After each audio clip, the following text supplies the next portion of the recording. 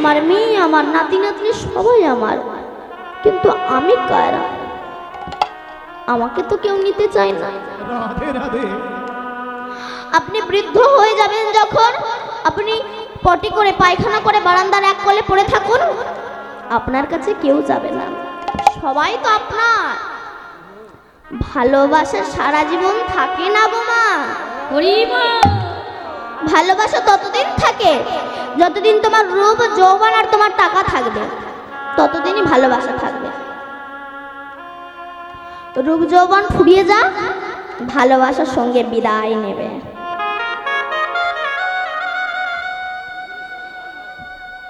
তাই প্রশ্নটা এখানে, সে কুকুর আমি মানুষ কেন? কুকুরের চোখ কান হাত পা নাক মুখ আছে, মানুষের চোখ কান হাত পা নাক মুখ আছে। কুকুর খায়, মানুষ খায়, কুকুরও ঘুমায়, মানুষও ঘুমায়। কুকুরের সন্তানাদি হয়, মানুষের সন্তানাদি হয়। তবে সে কুকুর আমি মানুষ কেন? বলছি কুকুরের আত্মতত্ত্ব বিচার নেই, কিন্তু মানুষের আত্মতত্ত্ব বিচার আছে। সে তুমি যত বড় ডাক্তার, ব্যারিস্টার, ইঞ্জিনিয়ার, মাস্টার যাই হোক না কেন, তোমার যদি আত্মতত্ত্ব বিচার না থাকে, তুমি প্রকৃত মানুষ হতে পারবে না। আমরা ইঞ্জিনিয়ার, ব্যারিস্টার, ডাক্তার হয়েছি বটে, ভগবানের নাম করতে ভুলে গেছি। এখন এক গেজেটেড অফিসার নদী পার হচ্ছে, তার নিজের গর্ভের কথা মাঝিকে শোনাচ্ছে। জানো মাঝি, আমি একজন গেজেটেড অফিসার। তখন মাঝি বলছে, হ্যাঁ আপনি শিক্ষিত মানুষ। তখন গেজেটেড অফিসার বলে, মাঝি তোমাকে একটা প্রশ্ন করব। বলে বলো। বলে বলো তো অমাবস্যা পূর্ণিমা হয় কেন? তখন সে বলে, আমি মূর্খ, কি করে বলবো বলুন তো। আচ্ছা বলো তো আকাশে সূর্য চাঁদ ওঠে কেন? স্যার আমি মূর্খ মানুষ, পড়াশোনা জানে না, কি করে বলবো। আচ্ছা দিন রাত হয় কেন? স্যার তুমি কিছুই জানো না, চালাও নৌকা। এবার নৌকা যেই মাছ পথে এসেছে, ভীষণ কালা বৈশাখী ঝড়, নৌকা ডুবে যায়, ডুবে যায়। গেজেটেড অফিসার বলে, মাঝি নৌকা যে ডুবে যায়, ডুবে যায়। মাঝি বলে, স্যার আপনি এত কিছু শিখেছেন, সাঁতারটা শিখেছেন তো? বলে, ভাই ওইটা তো শিখিনি, তাহলে ডুবে মরো। আমরা সব শিখেছি, কিন্তু ভব পারাপারের যে সাঁতার, হরিনাম শিখিনি। আমাদের তো জ্বালা যন্ত্রণা ভোগ করতেই হবে। নিতাই গৌর হরি। জগতে বাবা কেউ সুখী নেই, কিন্তু আমরা বৈষ্ণবকে নিন্দা করি। বাবা ঘরে ঘরে গ্যাস্ট্রিক রোগীর ঘিয়ের দাম কি কমে যাচ্ছে? না। সুগারের ব্যক্তি যদি রসগোল্লা না খায়, মিষ্টির দোকান বন্ধ হবে না। কানা যদি আয়না না কিনে, আয়না কোম্পানি বন্ধ হবে না। গ্যাস্ট্রিক রোগী যদি ঘি না খায়, ঘির দোকান বন্ধ হবে না। সুগারের রোগী যদি মিষ্টি না খায়, মিষ্টির দোকান বন্ধ হবে না। ঠিক তেমনি চরিত্রহীন ব্যক্তি যদি হরিনাম না করে, বৈষ্ণব মালা তিলক দেশে বন্ধ হবে না। আজ বলে, প্রভু আমি সুখী নেই কেন? আমি জলে থাকি, ডুব মেরে শামুক খাই। আমি যে ডিমগুলো পারি, যে আমাকে পোষে, সে আমার ওই ডিমগুলো রান্না করে খেয়ে নেয়, আমাকে মারাক শুনতে দেয় না। তারপর আমি যখন আর ডিম দিতে পারি না, সেই সময় আমাকে কেটে রান্না করে খায়। তাই প্রভু আমি সুখী নেই, আমার থেকে কাক সুখী আছে, কারণ ওর মাংস কেউ খায় না। রাম কাক, তাহলে হাঁসের জন্ম চাও? কাক বলে, না আমার কথা শুনে ভালো লাগছে না। বলে কার জীবন চাও? বলে আপনি এক কাজ করুন, আমাকে টিয়া পাখির জীবন করে দেন। কি সুন্দর টি টি করে ডাকবে, টিয়া পাখির জীবন করে দেন। টিয়াকে ডেকে এনেছে, টিয়া চলো। টিয়া এসেছে। রামচন্দ্র বলছে, টিয়া তুমি সুখী আছো? টিয়া বলল, না প্রভু আমি সুখী নেই। কেন? আমি কি সুন্দর গাছে গাছে ঘুরে বেড়াই, পোকা ধরে খাই, যখন একটু ঘুমাই সেই সময় সাপ আমাকে ধরে খায়। সাপে না ধরলে ব্যাধি আমাকে ধরে নিয়ে যায়, দুটো ভাগ ছড়িয়ে দেয়, সারা জীবন আমার স্বাধীনতাকে হরণ করে নিয়ে তোমার নাম করতে দেয় না প্রভু, তাই আমি সুখে নেই। হাঁসের জীবন চাও? তখন বললেন না প্রভু, হাঁসের জীবন, টিয়া পাখির জীবনও চাই না, জগতে কেউ বাবা সুখে নেই। আপনি ভাবছেন বড় লোকের ঘরে সুখ আছে, কান পেতে দেখবেন তার ঘরের মতো অশান্তি আর দুনিয়ায় নেই। ছেলে সবসময় টাকা দাও টাকা দাও টাকা দাও করে, মেয়ে সবসময় টাকা দাও টাকা দাও টাকা দাও করে। টাকা বেশি হলে আপনার দেহটা পর্যন্ত আপনার শত্রু হয়ে যায়। চোখ কান হাত পা মুখ সব শত্রু হয়ে যায়। কেন? আগে 50 টাকার ব্রাশে কাজ মিটত, যেই না টাকা বেশি হলে 500 টাকার ব্রাশ না হলে দিন চলে না। আগে ঠোঁটে 100 টাকার জিনিস দিত, কিন্তু যখন টাকা বেশি হলো ঠোঁট বলে আর 100 টাকার জিনিস ভালো লাগছে না, 1000 টাকার জিনিস দিয়ে। টাকা বেশি হলে আপনার দেহটা পর্যন্ত আপনার শত্রু হয়ে যায়। কাক তুমি তাহলে কার জীবন চাও? বলে আপনি এক কাজ করুন, ময়ূরের জীবন করে দেন। ময়ূরকে ডেকে এনেছে, ময়ূর সুখে আছো তুমি? ময়ূর বলে না প্রভু, আপনি আমাকে জনমটা দিয়েছেন, আমি দেখতে সুন্দর, আমার পাখাগুলো দেখতে সুন্দর, কিন্তু মানুষ আমাকে ধরে আমার যখন এই কাঁচা কাঁচা পাখনাগুলো তুলে নেয়, দেখবেন বৃন্দাবনে গেলে ময়ূরের পাখা কিনতে পাওয়া যায়, যখন তোলে রক্ত ঝরঝর করে পড়ে। তাই প্রভু আমি সুখী নেই, আমার থেকে কাক সুখী আছে। রামচন্দ্র বলল কাক ময়ূরের জীবন চাও? বলেন না প্রভু। চারজনকে বলছে বলো তাহলে কার জীবন চাও? তখন চারজনই বলছে প্রভু অন্য কিছু চাই না, আশীর্বাদ করো আগামী জন্মে যেন কৃষ্ণ ভক্ত ঘরে জন্ম হয়, এমনি আর কিছু চাহা পাওয়া নাই। তাই যখন মদনের অহংকার চূর্ণ হলো, শুধু কি মদন, গৌরহরির রূপ লাবণ্য দর্শন করে সবাই বিমোহিত। আজকে দুজন যুবতী, পূর্ণ যুবতী কন্যা সুরধনির তীরে স্নান করতে সে গৌরহরির রূপ লাবণ্য দর্শন করে বিমোহিত। প্রথম হলো সনাতন মিশ্রের একমাত্র কন্যা বিষ্ণুপ্রিয়া দেবী আর তার প্রিয় সখী কাঞ্চনা। যখন বিষ্ণুপ্রিয়া আমার গৌরহরির রূপ লাবণ্য দর্শন করলেন, কাঞ্চনার গলাটাকে জড়িয়ে ধরে বলছে, ওরে কাঞ্চনা রে, আমি জগতে অনেক বহু রূপের মানুষ দেখেছি, তবে এমন রূপের কোনো তুলনাই হয় না রে।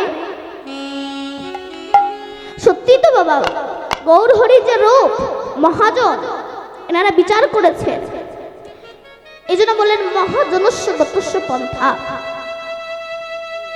মহাজনের আইন যদি কেউ মানতে পারে, তার জীবনে কখনোই কোনো দুঃখ আসতে পারে না। মহাজন বলছে ডান দিকে সাইকেল চালিও না, বাঁ দিকে চালাও।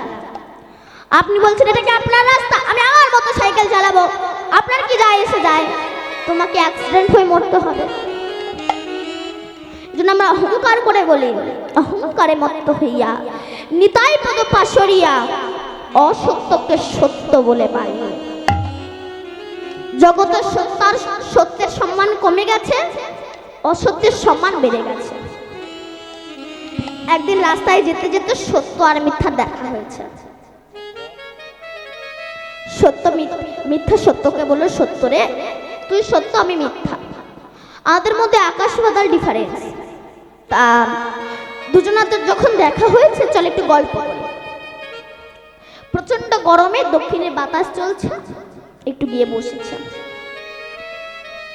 গল্প করছে পাতকুয়োর ধারে বসে। এমন সময় মিথ্যা সত্যকে বলে, প্রচন্ড গরমে একটু জামাটা খুলে বস। জামাটা খুলে বসেছে, এমন সময় মিথ্যা সত্যকে ফেলে দিয়েছে, সত্য পাতকুয়ায় পড়ে গেছে। এখন পাতকুয়ায় তো সিঁড়ি নাই, মিথ্যা সত্যর পোশাক পরে ঘুরে বেড়াচ্ছে। লোকে ভাবছে ওই বুঝি সত্য, কিন্তু সত্য এদিকে হাবুডুবু খাচ্ছে। তাই অহংকারে মত্ত হইয়া নিতাই পদ পাশরিয়া অসত্যকে সত্য বলে মানে। এই জন্য অপরাধের প্রায়শ্চিত্ত সবাইকে ভোগ করতেই হয়। গান্ধারীর এই যে 100 পুত্র মারা গেল, কি অপরাধ ছিল গান্ধারীর? গান্ধারী আগামী জন্মে একটা ব্রাহ্মণ কন্যা ছিল, বিয়ে হয়েছে, বাসর ঘরে আছে। এমন সময় গান্ধারী আগের জন্মে তার স্বামীকে বলছে, শোনো, তুমি যদি আমাকে পেতে চাও ওই ঘরের কোণে যে মাকড়সাটা আছে ওটাকে আমাকে ধরে দাও। ধরে দিয়েছে। দেখবেন মাকড়সার পেটের নিচে একটা ডিমের প্যাকেট থাকে। সেই সময় গান্ধারী কি করেছিল, একটা করে ডিম তোলে, নখ দিয়ে চেড়ে বাচ্চাগুলো মাটিতে পড়ে আর পায়ের বুড়ো আঙুল দিয়ে বাচ্চাগুলোকে টিপে টিপে মেরেছিল। সেদিন ওই মাকড়সা কেঁদে কেঁদে বলেছিল, হে দয়াময়, যেমন আমি আমার শত শত পুত্রের মৃত্যু দর্শন করলাম, অভিশাপ দিচ্ছি ওকে, তুমি যদি সত্যিই ভগবান হয়ে থাকো, ও যেন কোনো না কোনো জন্মে আমার মতো শত পুত্র হারিয়ে আমার মতো যন্ত্রণাও ভোগ করে। করুণা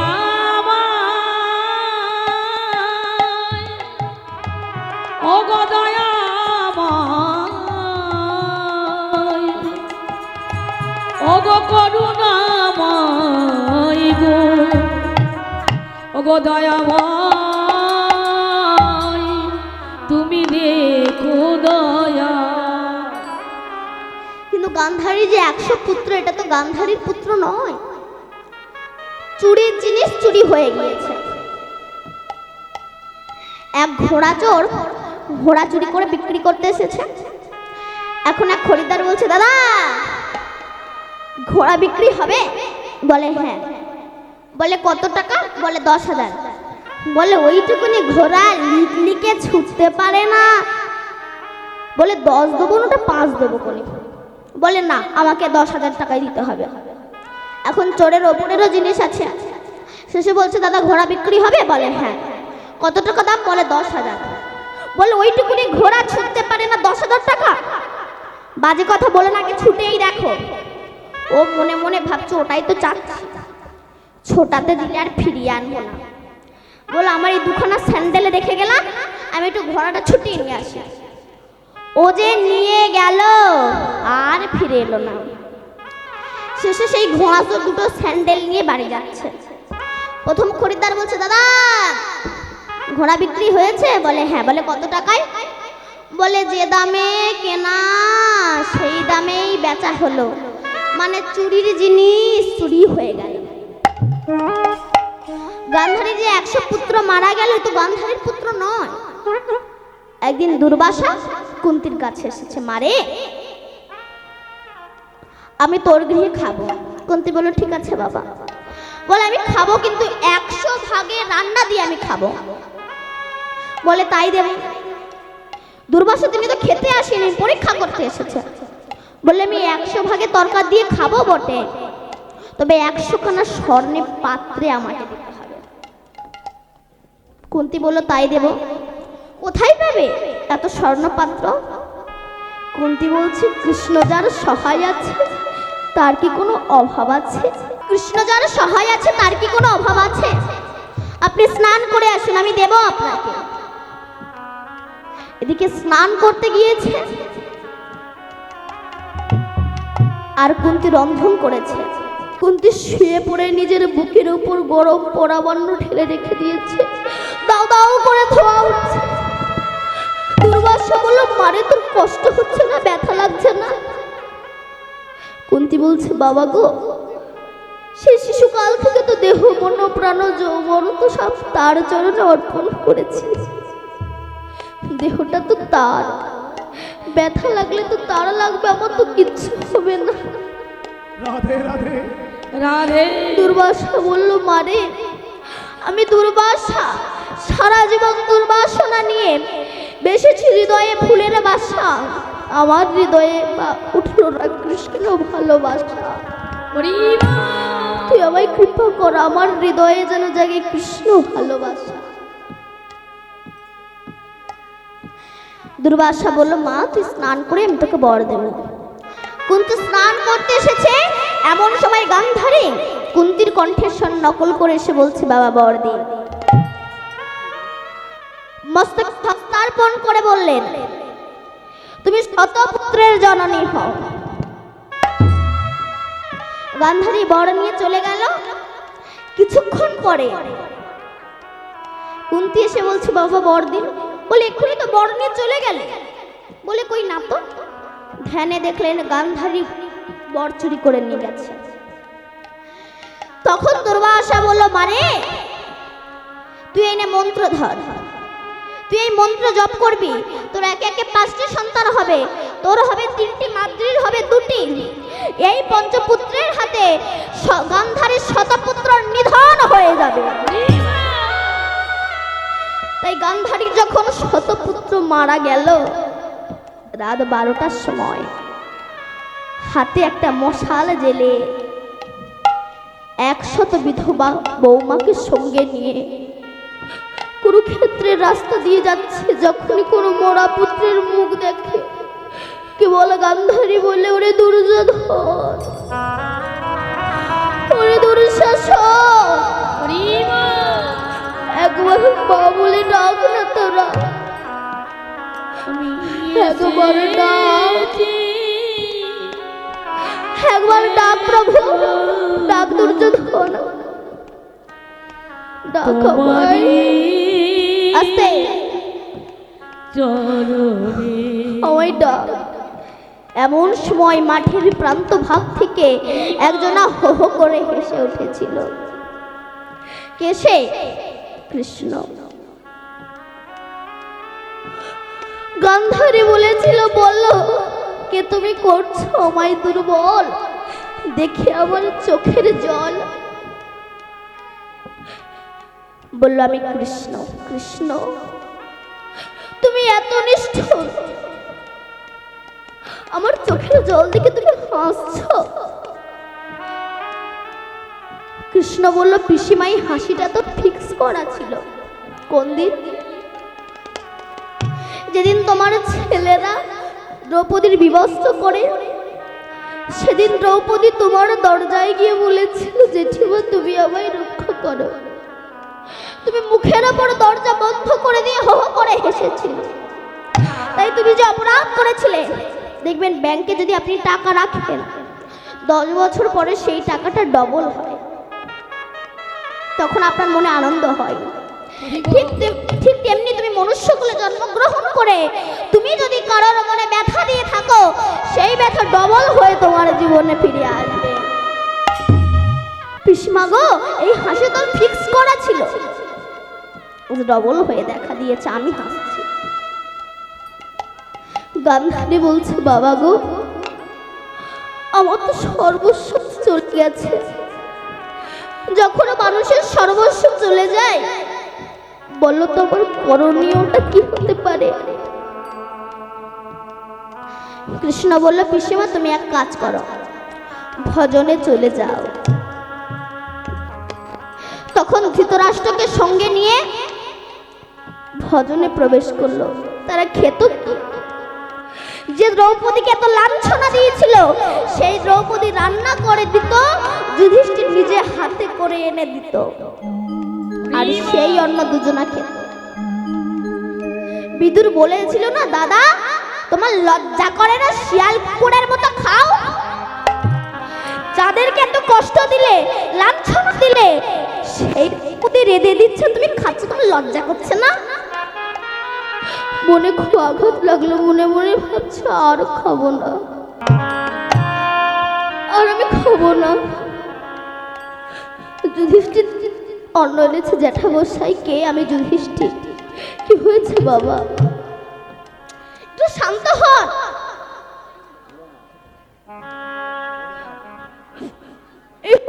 অন্ন এনেছে বাবা, আর অন্ন খাবো না। কেন? তোর হাতটা দিয়ে দেখি। বাবা একটা জিনিস চাইবো, দিবি? বলো। বলে, আমার কৃষ্ণকে একটু আমার সামনে এনে দাঁড় করাবি। কেন? বলে, তাকে একটু আমি নয়ন ভরে দেখবো। যুধিষ্ঠির বলল, জ্যাঠামশাই তুমি তো অন্ধ, দেখতে পাও না, কি করে দেখবে? বলে, আমি না তোকে দেখতে পাই, সে তো আমাকে দেখতে পাবে, একটু আর না। যুধিষ্ঠির কৃষ্ণের কাছে গিয়ে বলছে, কৃষ্ণ সখা, জ্যাঠামশাই তোমাকে ডেকেছে, তো যাবে? কৃষ্ণ বলল, হ্যাঁ আমি যাব। হিন্দুর ভগবান কত দীনতার ভগবান, কত দীনতার প্রতিমূর্তি। আমি যাব। এসে যেই সামনে এসে দাঁড়িয়েছে, ধৃতরাষ্ট্র বলল, বাবা আমি সারা জীবন তোকে ডাকিনি, তুই এসেছিস আমার সামনে, একটু দাঁড়ান না, আমি আমার ভুল বুঝতে পেরেছি, প্রাণ ভরে তোর রূপটাকে দর্শন করি। আচ্ছা, আমাদের এই যে হাত, এই হাত দিয়ে আমরা কত ভক্তকে মালা পরাই, পূজা করি। আচ্ছা, পূজা ব্যতীত আমাদের এই হাত ভালো কাজে রত হয়? হয় রত? না। আচ্ছা, বাইরে এই যে সব মন্দির, এই মন্দির কে তো করেছে? মা কে করেছে? একটা সাধারণ মানুষ গড়েছে, মিস্ত্রি, সে গড়েছে। আর এই দেহ মন্দিরটা কে গড়েছে বলুন তো? কে গড়েছে? ভগবান গড়েছে। আচ্ছা, যে মন্দির সাধারণ মানুষ তৈরি করলো, সেই মন্দিরে আপনি কি জ্বালান? ধূপ জ্বালান আর দীপ জ্বালান। তাহলে যে মন্দিরে সাধারণ মানুষ গড়লো, সেই মন্দিরে আপনি ধূপ দীপ জ্বালান, আর যে মন্দির ভগবান গড়লো, সেই মন্দিরে আপনি বিড়ি জ্বালান। আচ্ছা, যে মন্দির সাধারণ মানুষ গড়েছে, সেই মন্দির পারে বৃন্দাবন নবদ্বীপ ধামে যেতে, কিন্তু যে মন্দির ভগবান গড়েছে, এই দেহ মন্দির বৃন্দাবন নবদ্বীপ ধাম সব তীর্থ পর্যটন করতে পারে, সব জায়গায় যেতে পারে। আচ্ছা, যে মন্দিরে সাধারণ মানুষ গড়েছে, সেই মন্দিরে কি বাবা আপনারা মাছ মাংস তোলেন? তোলেন মাছ মাংস? কিন্তু দেহ মন্দির, যে মন্দিরে ভগবান গড়ল, সেই মন্দিরে আপনি একাদশীর দিনও মাছ বাদ দেন না, একাদশীর দিনও বাদ দেন না। আচ্ছা, বাইরের এই যে মন্দির, যেটা একটা সাধারণ মানুষ গড়েছে, এই মন্দিরে আপনি দুধ ঢালেন, গঙ্গা জল ঢালেন। আর যে মন্দির ভগবান গড়ল, সেই মন্দিরে আপনি কি ঢালেন? মদ ঢালেন। তাহলে যে মন্দির সাধারণ মানুষ গড়ল, সেই মন্দিরে আপনি দুধ ঢালেন, আর যে মন্দির ভগবান গড়ল, দেহ মন্দির, এই মন্দিরে আপনি মদ ঢালেন। আচ্ছা, বাইরে যে মন্দির, যে মন্দির সাধারণ মানুষ গড়ল, এই মন্দির আপনি প্লেট দিয়ে, পাথর দিয়ে খুব সুন্দর করে সাজান। আর দেহ মন্দির, যেটা ভগবান গড়ল, এই দেহ মন্দিরে কি ভক্ত অনুরাগে দিয়ে তোমরা সাজাও? না। আমরা দীপাবলিতে কি জ্বালাই মা? কি জ্বালাই? প্রদীপ জ্বালাই, আলো জ্বালাই। তাহলে বাবা বাইরে অন্ধকার বলেই আলোটা জ্বালান, তাই তো? অন্ধকার বলেই আলোটা জ্বালিয়েছে। কিন্তু এই দেহ মন্দিরে অনাদিকাল হতে যে অজ্ঞানতার অন্ধকার আছে, এখানে তো আলো জ্বালাবার প্রয়োজন মনে করলেন না। বাইরে অন্ধকার বলে আলো জ্বালিয়েছে, আলো জ্বালাবার প্রয়োজন করছে। কিন্তু যে মন্দির ভগবান গড়ল, দেহ মন্দির, সেই মন্দিরে যে তো আপনি অনুরাগের আলো জ্বালেননি। আমরা রং খেলি কবে? হোলির দিন।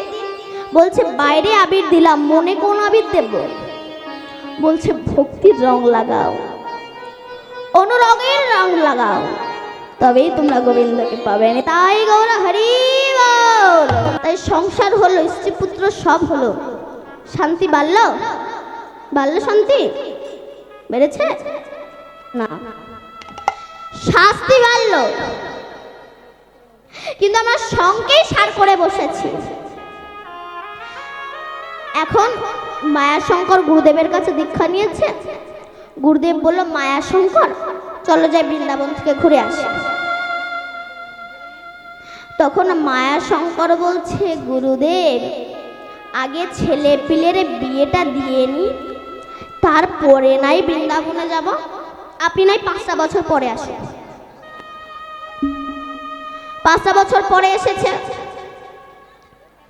গুরুদেব, এসেছে মায়া শঙ্কর বৃন্দাবনে যাবে না।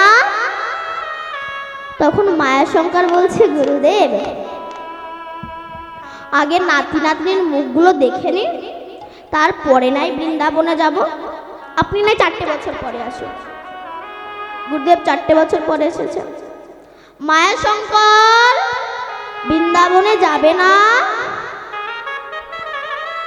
তখন মায়া শঙ্কর বলছে, গুরুদেব আগে বাড়ির পাঁচিলগুলো তুলে নিই, তারপরে নাই বৃন্দাবনে যাব। আপনি নাই 3টে বছর পরে আসুন।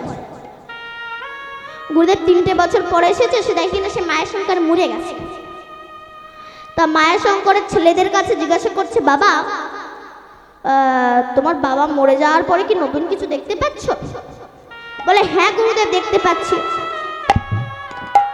কি দেখতে পাচ্ছ? আমরা যখন বাবাকে পুরী আসছিলাম, দেখি কিনা একটা কালো কুকুর, তার চোখ জল জল জল জল জল জল করছে। সে আমাদের পেছন পেছন আমাদের বাড়ির উঠানে পড়ে থাকে। ওখান থেকে যাই না। গুরুদেব তো বুঝতে পেরেছে মায়া শঙ্কর সংসারের আসক্তি ছাড়তে পারেনি, তাই কুমণ্ডল থেকে জল নিয়ে ছিটিয়ে বলছে, মায়া শঙ্কর বৃন্দাবনে যাবে না। তখন সে কুকুররূপী মায়া শঙ্কর বলছে, দেখুন না গুরুদেব, আমার ছেলে পিলে না বড্ড বোকা, যে যা চাচ্ছে তাকে তাই দিয়ে দিচ্ছে রে। গুরুদেব আপনি না আর 2 বছর পরে আসুন। গুরুদেব 2 বছর পরে এসেছে, দেখছে কুকুরও মরে গেছে। তা মায়া শঙ্করের ছেলেদের কাছে জিজ্ঞাসা করছে, বাবা এই কুকুরটা মরে যাওয়ার পরে কি নতুন কিছু দেখেছ? বলে, হ্যাঁ গুরুদেব দেখেছি।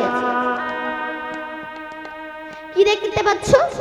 বলে, আমাদের যেখানে টাকার বাক্স, সেখানে একটা বিষধর সাপ ফনা তোলে ফুসফুস করে, টাকা তো নিতেই দেয় না। গুরুদেব সাপের কাছে গিয়ে কমণ্ডলু থেকে জল দিয়ে বলছে, মায়া শঙ্কর বৃন্দাবনে যাবে না। তখন সেই সাপরূপী মায়া শঙ্কর বলছে, দেখুন না গুরুদেব, এই ছেলে পিলেদের জ্বালা এখন আমার টাকা চৌকি দিতে হচ্ছে, মরেও শান্তি নেই। তা গুরুদেব আপনি না এর 1টা বছর পরে আসেন। গুরুদেব 1টা বছর পরে এসেছে, এসে দেখে কিনা সে সাপ মরে গেছে। তা মায়া শঙ্করের ছেলেদের কাছে জিজ্ঞাসা করছি, সাপটা মরে যাওয়ার পরে কি নতুন কিছু দেখতে পাচ্ছ? হ্যাঁ গুরুদেব দেখতে পাচ্ছি। কি দেখতে পাচ্ছ? আমরা যেখানে পটি করি, মানে পায়খানা করি, সেখানে একটা কৃমিকীট পড়ে থাকে, ওখান থেকে যাই না। গুরুদেব বলে, ঠিক আছে কাঠি দিয়ে তুলে আনো। কাঠি দিয়ে তুলে এনেছে। কমণ্ডলু থেকে জল দিয়ে বলছে, মায়া শঙ্কর বৃন্দাবনে যাবে না। বলে, না আর যাবো। কেন যাবে না?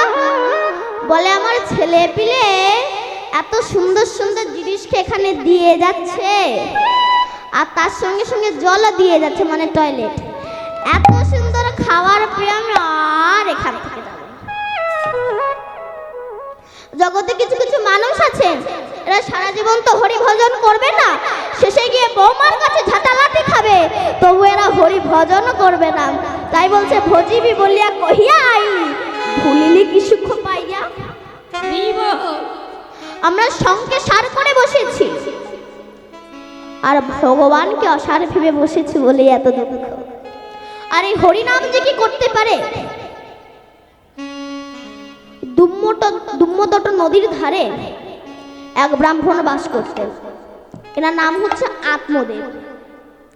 আত্মদেব ইনি ভগবান ব্যতিরিক কিছু জানতেন না, কৃষ্ণ ছাড়া কিছু জানতেন না। কিন্তু তার সত্যের বউটা এত শয়তান, সব তো সমান হয় না। তা আত্মদেবের সবই ছিল না একটা ছেলের সন্তান। তা আত্মদেব মনে মনে ভাবছে, আমি ব্রাহ্মণ, তাতে যদি হাটখোড়া ব্রাহ্মণ হয় তাহলে তো লোকে আমার মুখ দেখবে না। আত্মদেব মনে মনে ভাবলেন, আমি বনে গিয়ে ধ্যান করব, তারপরে যদি সন্তান না পাই আমি গঙ্গার জলে প্রাণ বিসর্জন করব। ধ্যান করছে, তারপরেও যখন সন্তান পেলেন না, যখন গঙ্গাইতে প্রাণ বিসর্জন দিতে যাবে, এমন সময় এক শুদ্ধ বৈষ্ণব ওই নদীতে স্নান করতে এসেছে, গঙ্গায়। আত্মদেব সাধুর চরণে পড়ে বলছে, ও সাধু, তুমি পারলে সবই পারো, তুমি পারলে আমার একটা ছেলে দিতে পারো। সেই সাধু আত্মদেবের কপালের দিকে তাকিয়ে বলছে, তুমি শুধু এক জন্মের জন্য কাঁদছো? তোমার কপালে লেখা আছে 7 জন্ম তুমি কোনো সন্তানের পিতা হতে পারবে না। আত্মদেব বলছে, তাহলে এই আমি আপনার চোখের সামনে প্রাণ বিসর্জন করলাম, আপনি ব্রহ্মহত্যা দায়ী হবে। সাধু বলে, মহা সমস্যায় পড়েছি তো। আচ্ছা দাঁড়াও, একটা ফল মন্ত্রপুত করে দিয়েছে, এটা তুমি তোমার স্ত্রীকে খাওয়াবে, এটা খেলে সে গর্ভবতী হবে, তুমি পিতা হতে পারবে। আত্মদেবের মনে আর আনন্দ ধরে না, ফলটা হাতে নিয়ে ছুটতে ছুটতে আসছে। এখন আত্মদেবের বউয়ের নাম হচ্ছে ধুন্ধুরি। আত্মদেব ফলটা হাতে নিয়ে ছুটতে ছুটতে আসছে, ধুন্ধুরি, ও ধুন্ধুরি। ধুন্ধুরি বলছে, বলুন কি হয়েছে হে স্বামী? বলে, এই ফলটা তুমি খাও, এই ফলটা খেলে তুমি মা হতে পারবে, আমি বাবা হতে পারবো। বললো, ঠিক আছে। ও মনে মনে বলে, ফল আমি খাবো। এই ফল খেলে ওই গর্ভে ঢাক নিয়ে বুড়ে বেড়াতে হবে, ত্বকের ওপর লোভ হবে, অম্বল হবে, আমি ফল খাবো না। ওই ফলটা গরুকে খেতে দিয়েছিল। এখন পাশের বাড়ির বান্ধবীর বাড়ি গিয়ে বলছে, জানিস আমার স্বামী একটা আমাকে ফল দিয়েছে, ওটা খেলে আমি মা হতে পারবো। তো বলে, তা খা। বলে, না আমি খাবো না। ঘর শুয়ে রয়েছে, হঠাৎ আমাদের বাড়ি ডাকাতের দল পড়লো। সবাই ছুটে পালাবে, আমি কি পেট থেকে ছুটতে পারবো? আমাকে ওখানেই মরতে হবে। ঘর শুয়েছে, হঠাৎ আমাদের বাড়ি আগুন লেগে গেল। সবাই ছুটে পালাবে, আমি কি ঢাক নিয়ে ছুটে পালাতে পারবো? আমাকে ওখানেই মরতে হবে। মানে শয়তান লোকের যা বুদ্ধি। এখন ধুন্ধুরি, ওর বোনের নাম হচ্ছে সুন্দরী। সেই সময় সুন্দরী গর্ভবতী ছিল। ধুন্ধুরি সুন্দরীর সঙ্গে কন্ট্যাক্ট করলো, শোন তোর তো অনেকগুলো বাচ্চা পিলে আছে, তো তোর গর্ভে যেটা আছে ওটা আমাকে দিয়ে যাবে। সুন্দরীর বাচ্চাটা ধুন্ধুরিকে দিয়ে গেছে। ধুন্ধুরি মানুষ করে, এই জন্য মা ভালো হতে হবে, মা না ভালো হলে সন্তান ভালো হবে না। এ ছেলে যত বড় হয় তত দুরাচারী অত্যাচারী হয়ে যায়। ছাগল গরু ধরে ধরে পাতকুয়ায় ফেলে দেয়, যে কোনো পাখি হত্যা করে, লোকের বাচ্চাদের ঠাস ঠাস করে চড় মারে। মানে তার কাজ হচ্ছে শুধু আজে বাজে কাজ। আজ এই ফলটা গরুকে খেতে দিয়েছিল, গরু গর্ভবতী হয়ে তার সন্তান হয়েছে সম্পূর্ণ মানুষের মতো, শুধু কান দুটো হয়েছিল গরুর মতো। এর নাম হচ্ছে গোকর্ণ। শ্রীমদ্ ভাগবতে আছে। গোকর্ণের সৃষ্টি হলো। গোকর্ণ শিশুকাল থেকে কৃষ্ণ ব্যতিরিক কিছু জানে না। এ হচ্ছে সাধুর দেয়া ফলের ফল, আর ও হচ্ছে মায়ের সিটিং বাক্স ফল। আত্মদেব বলল, প্রভু আমি তোমার কাছে এমন সন্তান চাইনি। এই বলে আত্মদেব বনে চলে গিয়েছে ভজন করতে। আর এ ছেলে এ পাঠা কেটে খায়, পাঠা না পেলে ব্যাং কেটে খায়, ব্যাং না পেলে শিয়াল কেটে খায়। যারা সুরা পান করে এদের কোনো জ্ঞান থাকে না, যা দেয় মনে হয় অমৃত খাই। এখন এই যে ধুমফুরি, এর কান ধরি ওঠাই আর বসায়। কেন? টাকা দে, আমি সুরা পান করবো, টাকা দে, আমি পতিতালয়ে যাব। না দিতে পারলেই মার। মারতে মারতে একদিন ধুমধুরিকে মেরেই ফেলেছে। তোমার তো ওটাই পাওনা ছিল, স্বামীর সঙ্গে বেইমানি করেছে, প্রতিফলন পাবে না? প্রতিফলন তো পেতেই হবে। এখন ধুমধুরি, ওর বোনের নাম হচ্ছে সুন্দরী, আর এই ছেলেটার নাম হচ্ছে ধুন্ধুকর। এখন ধুন্ধুকর 5 জন পতিতা মেয়েকে বাড়িতে পুষেছে। এখন তাদের খেতে দেওয়ার জন্য বাপের যা সম্পত্তি সব তো নষ্ট করে ফেলেছে। এবার চুরি করে বেড়ায়, ডাকাতি করে বেড়ায়, ছিনতাই করে বেড়ায়। তখন সেই 5 জন পতিতা ভাবলো, দেখ যদি আমরা ওর কাছে থাকি তবে আমাদের জেল খেটে মরতে হবে। এক কাজ কর, ওকে মেরে ফেলে দিলে, মশালে কাঠে আগুন ধরিয়ে ওই জ্বলন্ত আগুন ধুন্ধুকরের মুখের ভিতরে ঢুকিয়ে তাকে ফেলেছে। এখন ধুন্ধুকরের আত্মা তো সদ্গতি হলো না, গাছে গাছে পাতায় পাতায় অমাবস্যা রাত্রিতে জল দাও বলে কাঁদে। গ্রামের লোক অতুষ্ট হয়ে গিয়েছে। একদিন সেই যে দাদা মানে গোকর্ণ গ্রামে ঘুরতে এসে শুনতে পাচ্ছে, দাদা তুমি আমাকে বাঁচাও, আমি তোমার ভাই ধুন্ধুকর, আমাকে বাঁচাও। গোকর্ণ বৈষ্ণব মানুষ ছিল তো, বৈষ্ণবের ক্ষমা জ্ঞান থাকে তো। তখন গোকর্ণ কি করলেন, উনি ভাগবত সপ্তাহ করলেন। 7টা গাঁটওয়ালা বাঁশ পুঁতে দিলেন। পুঁতে একদিন করে ভাগবত হয়ে যায়, প্রকাশ করে একটা করে গাঁট ফেটে যায়। 7 দিন ভাগবত হয়ে গেল, 7টা গাঁট ফেটে গেল, ধুন্ধুকরের জীবাত্মাটা বহির হলো, স্বর্গ থেকে স্বর্ণ রথ এলো, ওই রথে করে গিয়ে পরমাত্মার সঙ্গে বিলীন হয়ে গেল। সেদিন কর্ণ বলেছিল যে যত মহাবড় পাপে হোক না কেন, এই হরি নাম যদি কেউ শ্রবণ করে সিদ্ধার হবেই হবে। তাই গৌর হরি।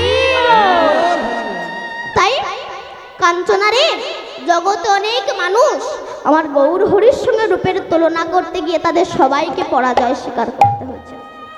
জানিস আমার গৌর হরির সঙ্গে রূপের তুলনা করতে গিয়ে এক মহা অহংকারীর কি হয়েছিল? এক মহা অহংকারীর কি হয়েছিল জানিস? সে কাউকে না জানিয়ে আত্মহত্যা করতে গিয়েছিল। তার নাম হলো সুবর্ণ সোনা। কারণ দেখবেন এই সোনা পরেই কিন্তু অনেকেই অহংকারী হয়, তবে সবাই না, কিছু কিছু মানুষ। তার নাম হলো সুবর্ণ সোনা। যখন সে গৌর হরির রূপ দেখলেন তখন সে আত্মহত্যা করতে গেল স্বর্ণকরের কাছে। এবার ভজনে বেরিয়েছে, সেই সময় ইন্দ্র এসে অহল্যাকে জড়িয়ে ধরেছে। অহল্যা বলল, বাবা ছেড়ে দে। সেই সময় গৌতম মুনি অহল্যার কণ্ঠের স্বর শুনতে পেয়ে ছুটতে ছুটতে এসেছে। এসে দেখছে ইন্দ্র গুরুমাকে জড়িয়ে ধরেছে। ইন্দ্র, তোমার এত বড় স্পর্ধা, তুমি তোমার গুরুমাকে জড়িয়েছ? অভিশাপ দিচ্ছি, তোমার সর্বাঙ্গে ভোগ চিহ্ন হয়ে যাবে, আর অহল্যা তুমি পাষাণী হয়ে যাও। তখন ইন্দ্র গুরুদেবের চরণটা জড়িয়ে ধরে বলছে, গুরুদেব আপনি তো আমাকে অভিশাপ দিলেন, ঠিক আছে, কিন্তু আপনি তো ত্রিকাল যোগী, একবার সাধনা করে দেখুন তো আমি মাকে কি রূপে জড়িয়ে ধরেছিলাম।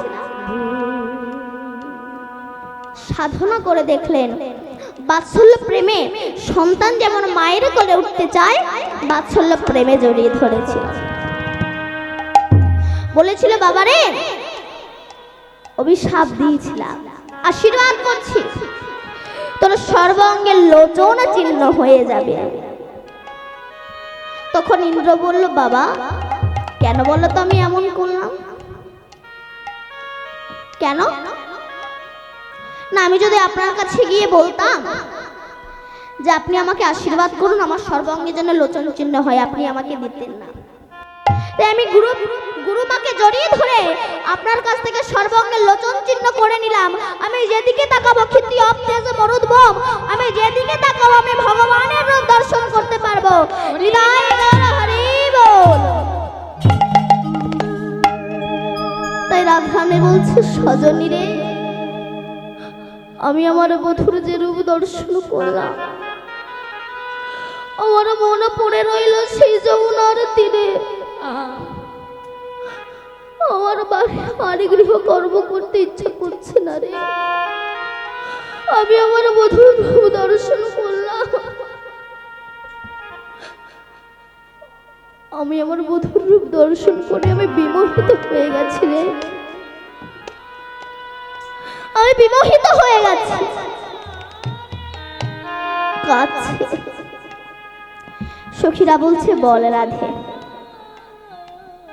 তুই যমুনার তটমূলে জল আনতে গিয়ে বধুর কি রূপ দেখেছিস? সখীরা বলছে, রাধে তোর বধূ তো শুধু তোর কাছেই নব নব রূপে দেখা যায়, কিন্তু আমাদের কাছে যেমন তোর বধূ ঠিক তেমনই আছে। কিন্তু নাকি তুই বলছিস তুই আজ বধূর রূপ দর্শন করেছিস, তা বলতো কি রূপ তুই দেখেছিস এমন? তুই কাঁদছিস? রাধারানী বলছে, জানিস সখী, আমি গোবিন্দের যে অপরূপ রূপ লাবণ্য দর্শন করলাম, সেটা তোদের কাছে আমি খুলে বলি শোন। এই জন্য বাবা, অহংকার থাকলে কিন্তু গোবিন্দকে পাওয়া যাবে না। কারণ ধৃতরাষ্ট্র এর একটা ভাই ছিল যার নাম হচ্ছে বিদুর। বিদুর ধৃতরাষ্ট্রের কাছে এসে বলেছিল, দাদা তুমি তোমার ছেলেগুলোকে কৃষ্ণ বিদ্বেষী করো না, নইলে তোমার রাজ ঐশ্বর্য পুরো ছারখার হয়ে যাবে। একথা দুর্যোধন শুনতে পেয়েছিল। কষাঘাতটা বাক্য প্রয়োগ করে বলেছিল, বেরিয়ে যাও দাসীপুত্র বিদুর, তুমি আমার কাছে খাও, আমার কাছে থাকো, আর আমাকে জ্ঞান দিতে এসেছো, চলে যাও। বিদুর কিছুই বলেনি, মাথাটা নিচু করে চলে গিয়েছিল। এই বিদুর কিন্তু যুদ্ধে অংশগ্রহণ করেনি, বলরামও যুদ্ধে অংশগ্রহণ করেনি। তার নারদ কৃষ্ণকে বলেছিল, কৃষ্ণ তুমি তো বলছো যে আমাকে চাই তাকে আমি চাই, যে আমাকে না চাই তাকে আমি না চাই। তা দুর্যোধনরাও তো তোমাকে চেয়েছে, পঞ্চ পাণ্ডবরাও তো তোমাকে চেয়েছে, তবে তুমি পঞ্চ পাণ্ডবের দলে গেলে, দুর্যোধনদের দলে গেলে না কেন? কৃষ্ণ বলল, ওদের বিশ্বাস নাই। নারদ বলল, তোমার কাছে প্রমাণ আছে? বলে হ্যাঁ। বলে কি প্রমাণ? আমার গোবিন্দ বলছে, শোনো, একটা সূচ নিয়েছে আর ভীষণ বড় একটা হাতি নিয়েছে। গোবিন্দ বলছে, সূচটাকে দেখতে পাচ্ছ তোমরা? দেখতে পাচ্ছ নারদ? নারদ বলে হ্যাঁ। তখন আমার গোবিন্দ কি করছে, সূচের যে ছিদ্র, কত বড় ছিদ্র, একদম একটুকুনি না। আমার গোবিন্দ কি করছে, সূচের ছিদ্র থেকে একটা বিশাল বড় হাতিকে এপার থেকে ওপার করে দিয়েছে। নারদ তো চমকে উঠেছে, ও প্রভু, আমি এপার থেকে ওপারে সুতো দিতে পারি না, আপনি একটা হাতিকে এপার থেকে ওপার করেছেন? বলে, নারদ তুমি এটা দেখেছো? বলে হ্যাঁ। এই কথা গিয়ে দুর্যোধনদের কাছে বলবে, তারপর তারা কি বলে শুনে পঞ্চ পাণ্ডবের দরজায় দেবে, তারপর তারা কি বলে শুনে সে আমার কাছে আসবে। নারদ তখন কি করছে, সূচটা নিয়েছে, নিয়ে দুর্যোধনের দরজায় গিয়ে দাঁড়িয়েছে। দুর্যোধন, দুর্যোধন, দেখবেন যারা বাবা ধনী ব্যক্তি হয় তাদের কিন্তু ঘুমটা একটু 8টা-9টা না হলে ঘুমটা ভাঙে না, আর যারা গরিব হয় তাদের 6টা-7টার মধ্যে ঘুমটা ভেঙে যায়। আর নারদ ঋষি গিয়েছে তো ভোরের বেলায়। দুর্যোধন, দুর্যোধন যখন চোরটা চোখটা ডলতে ডলতে বাড়ি এসেছে। কি হয়েছে বলো, সাত সকালবেলা ডাকছো কেন? দুর্যোধন, এই সূচটা দেখেছো তুমি? তুমি সকাল সকাল আমাকে সূচ দেখাতে এনেছ? আরে বাবা দুর্যোধন, রাগ করছো কেন? আগে শোনো তো, এই সূচটা দেখেছো? বলে হ্যাঁ দেখেছি। বলে জানো দুর্যোধন, আমার কৃষ্ণ না এই সূচের ছিদ্র থেকে একটা বিশাল বড় হাতিকে এপার থেকে ওপার করে দিয়েছে। দুর্যোধন তখন বলছে, এই কে আছে সেটা বাদ দাও, সকালবেলা আমাকে গল্প কথা শোনাতে এসেছে। নারদ বলছে, বাদ হবে না, আমি চলেই যাচ্ছি। নারদ ঋষি এবার পঞ্চ পাণ্ডবের দরজায় এসে দাঁড়িয়েছে। ওই যে বললাম যারা গরিব হয় তাদের 6টা-7টার মধ্যে ঘুমটা ভেঙে যায়। যেই না সামনে এসে দাঁড়িয়েছে, যুধিষ্ঠির দরজাটা খুলেই বলছে, আমার চোখটা খোলা মাত্রই এমন মুনি ঋষির দর্শন হয়ে গেল। আমার কি সৌভাগ্য গো। আসুন আসুন আসুন, বসুন। নারদ ঋষি বসেছে। বলুন কেন এসেছেন? নারদ বলছে, যুধিষ্ঠির সূচটা দেখতে পাচ্ছ? জানো আমার কৃষ্ণ না এই সূচের ছিদ্র থেকে একটা বিশাল বড় হাতিকে এপার থেকে ওপার করে দিয়েছে। পঞ্চপাণ্ডব হাসছে, বলে হাসছো কেন?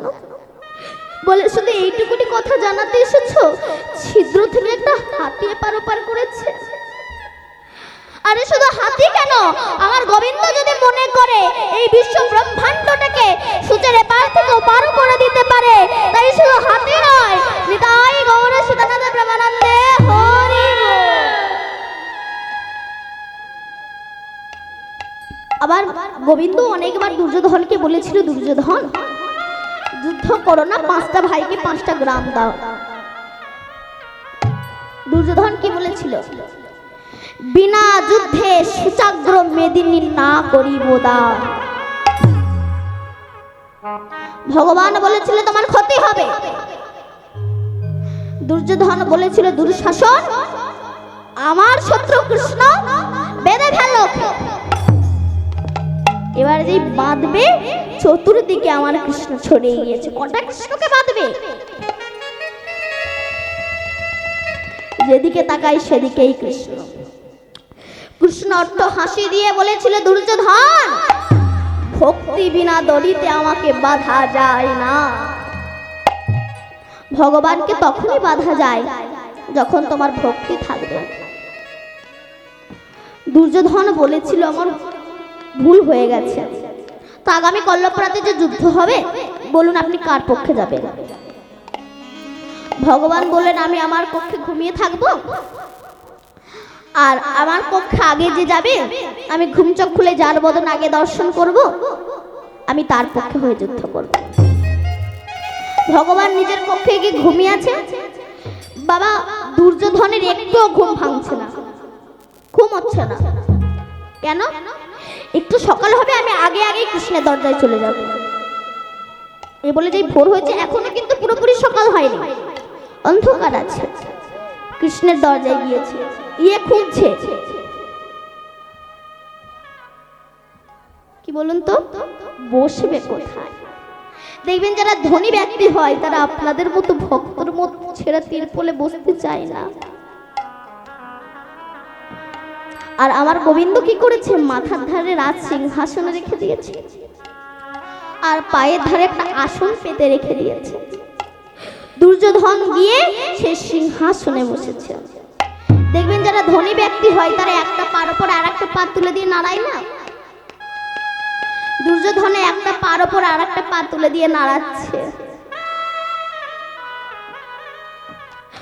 আর দুর্যোধনের ওই পায়ের ধুলো আমার গোবিন্দের মাথায় পড়ছে। রাধে। স্বর্গের দেবতারা চমকে উঠল, দুর্যোধন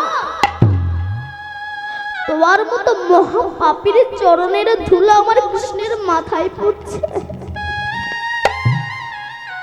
তোমার পতন শীঘ্রই হবে। আর সেদিন বাবা অর্জুনের এমন কাল নিদ্রায় ঘুমিয়েছিল, ঘুমটা ভাঙতে অনেক দেরি হয়ে গেছে। ঘুমটা ভেঙে মনে মনে বলছে, হয়তো আমার কৃষ্ণ আর আমার হবে না, আমার কৃষ্ণ দুর্যোধনের হয়ে গেছে, ও আর আমার হবে না। পাগলের মতো ছুটতে ছুটতে অর্জুন যেই না কৃষ্ণের দুয়ারে এসে দাঁড়িয়েছে, দেখছে বাইরে দুর্যোধনের জুতো দুটো খোলা।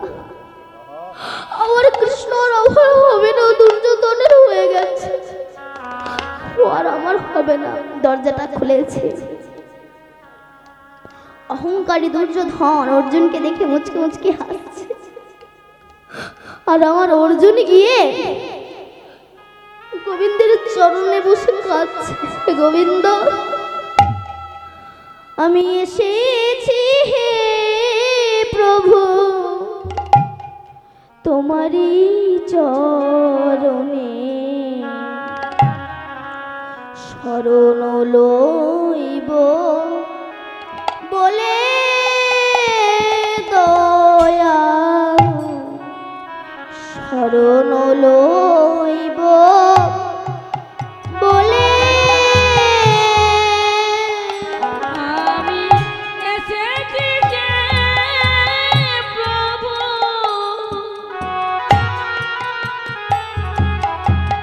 তোমারই চরণে,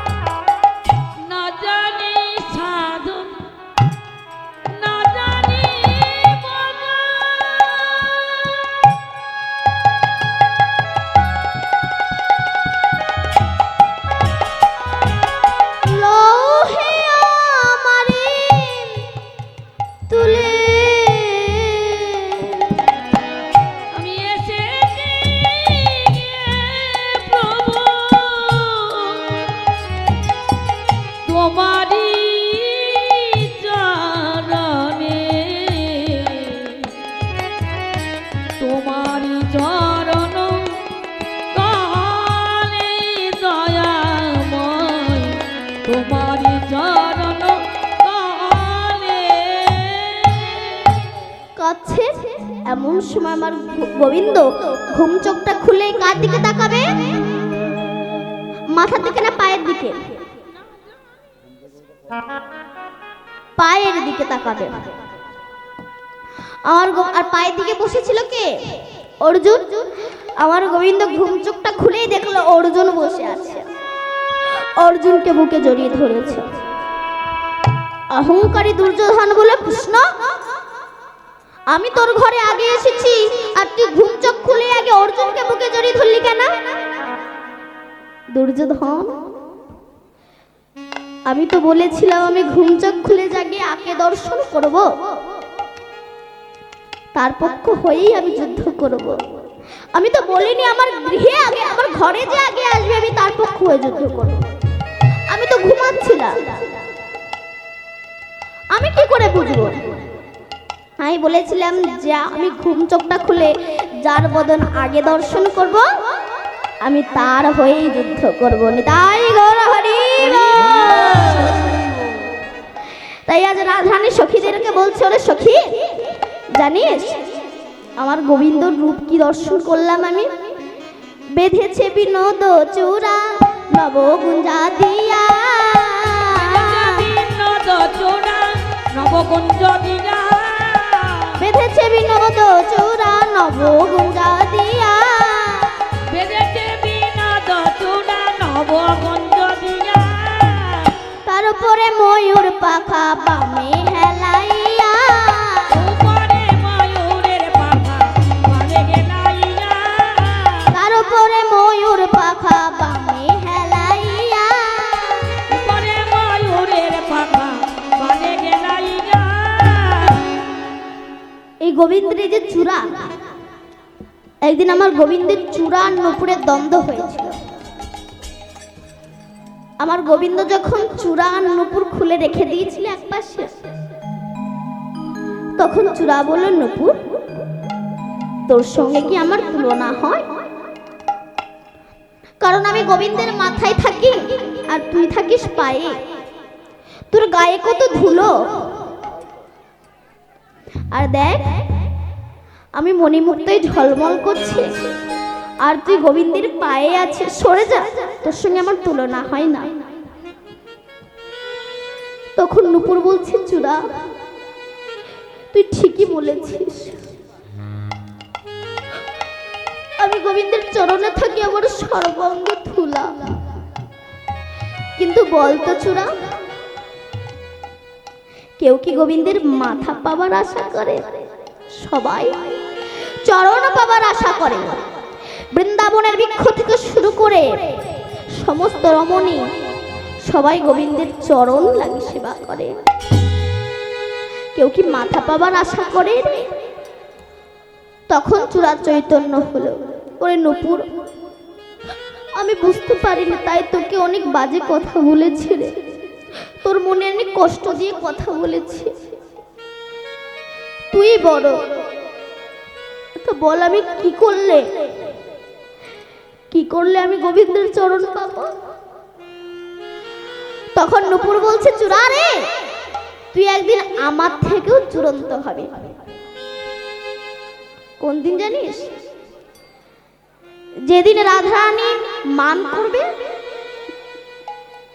আর সেই দিন আমার গোবিন্দ যেই না রাধারানীর চরণ ধুলায় গড়াগড়ি দেবে, আর তুই সেই সময় বামে হেলে থাকবি। সেই সময় তুই আমার কৃষ্ণ জগৎগুরু আর তার গুরু হচ্ছে রাধারানী। সেই রাধারানীর চরণ ধুলা তুই পেলে গোবিন্দের কৃপা অনায়াসেই হয়ে যাবে। তাই গৌর হরি বল। তাই আমার গোবিন্দের মাথায় চূড়া। সখীরা বলছে, আচ্ছা রাধে তোর বধুর মাথায় যে ময়ূর পেখম সেটা বামে হেলে আছে কেন? বলছে এটা জানতে গেলে যেতে হবে সুখসারীর কাছে। সুখসারী এরা সম্পর্কে স্বামী স্ত্রী, কিন্তু এরা দুজনকে একটু সহ্য করতে পারত না, তাদের মধ্যে সবসময় ঝগড়া লেগেই থাকতো। কিন্তু তাদের ঝগড়ার মধ্যে ঝুলে থাকতো সবসময় রাধা কৃষ্ণের নাম। কারণ বৃন্দাবন বিলাসিনী রাই আমাদের রাই। বৃন্দাবন বিলাসিনী রাই আমাদের রাই। বৃন্দাবন বিলাসিনী রাই আমাদের রাই বৃন্দাবন বিলাসিনী রাই আমাদের রাই। রাই আমাদের রাই আমাদের আমরা রাই রাই আমাদের রাই বৃন্দাবন বিলাসিনী রাই আমাদের। বৃন্দাবন বিলাসিনী রাই আমাদের। সুখ বলে আমার কৃষ্ণ গিরি ধরেছিল বলে আমার কৃষ্ণ গিরি ধরেছিল। সারি বলে আমার রাধা শক্তি সঞ্চয় দিল নইলে পারবে কেন বৃন্দাবন বিলাসিনী রাই আমাদের। বৃন্দাবন বিলাসিনী রাই আমাদের। এই জন্য সুখ সারির ভিতরে সবসময় দ্বন্দ্ব হতো। তখন রাধারানী বলছে জানিস সখী আমি যমুনার তটমূলে জল আনতে গিয়ে আমি বধুর যে কি রূপ দর্শন করলাম রে দেখি জানিস আমার বধূ কদম্ব বৃক্ষ আলোকিত করে হাতে বাঁশি নিয়ে আমার গোবিন্দ দাঁড়িয়ে আছে তার হাতে বাঁশি আছে আমার গোবিন্দের হাতে বাঁশি থাকে না তাই রাধারানী বলছে জানিস সখী আমি জানতাম এতদিন আমার বধূর অঙ্গের রং কি কালো এতদিন জানতাম আমার বধূর অঙ্গের রং কালো কিন্তু আজ যখন আমি যমুনার তটমূলে জল আনতে গেলাম সেই সময় আমি কি দেখলাম জানিস আমার বধূ কদম্ব বৃক্ষ আলোকিত করে শ্বেত কৃষ্ণ দাঁড়িয়ে আছে মানে সাদা কৃষ্ণ দাঁড়িয়ে আছে কথাটা শুনে সখীরা মুখ টিপি টিপি হাসছে আর ব্যঙ্গ করে বলছে রাধে তুই আমাদের কাছে বলেছিস ঠিকই কিন্তু আর যেন কারোর কাছে তুই বলিস না কারণ পুরাণ শাস্ত্র গ্রন্থে তোর বধূর অঙ্গের রং কালোই তাই আমার রাধারানীর কথা শুনে সখীরা বলছে রাধে পুরাণ শাস্ত্র গ্রন্থে পুরাণ শাস্ত্র গ্রন্থের বধূর অঙ্গের রং হচ্ছে কালার তুই বলছিস সাদা কৃষ্ণ রাধারানী বলছে ওরে ললিতা রে ওরা তো সব আমার বধূকে না দেখে লিখেছে কিন্তু আমি সবে মাত্র দেখলাম আমার বধূর শ্রী অঙ্গের রং হচ্ছে সাদা তারপরে কি দেখলাম জানিস আমার বধূর কপালে তিলক আছে আবার আমার বধূর গলায় মালা ঝুলছে আবার আমার বধূর পায়ে নুপুর আছে আবার আমার বধূর কোমরে কোটিতে ধুতির শোভা পাচ্ছে যখন আমার রাধারানী আজ রূপের কথা বলছেন সখী শোনে রূপের কথা কইতেছিল বসি সখী শোনে রূপের কথা কইতেছিল বসি এনকালে বৃন্দাবনে বাজলো শ্যামের বাঁশি এনকালে বৃন্দাবনে বাজলো শ্যামের বাঁশি রাধা গোবিন্দ লীলা এইখানে রহিল